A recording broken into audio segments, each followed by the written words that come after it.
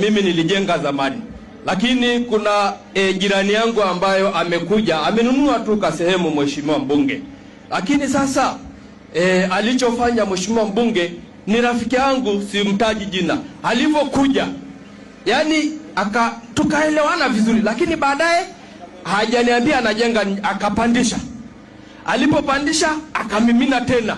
Sasa anaendelea kwenda juu gorofani, anachungulia watoto. Watoto wangu wanasumbua na mama yao kwamba sasa mtu amejenga gorofa, sisi mbona baba huongezi gorofa? Sasa mheshimiwa mbunge, nimeenda kwa Natuli, hanisaidii kabisa. Gorofa inaendelea tu kwenda. Mheshimiwa mbunge, nisaidie ili kidogo asiendelee kwenda juu. Gorofa mtu anaenda juu, anaendelea kuchungulia watoto wenzake kwa chini. Je, sheria na taratibu inasemeje? Mheshimiwa mbunge, tulipokea tukaangalia permit yake, inaonyesha ni gorofa kwenda ngapi. Ngoja ni nani watakuja hawa kujiridhisha. Aibu mpe. Asante mheshimiwa mbunge, iko hivi. Na mimi sitaki mwenyekiti wa kijiji ya Mati, kwa sababu nimeshampelekea malalamiko na wala hakunielewa, na huyu na tuko naye tu analichekea.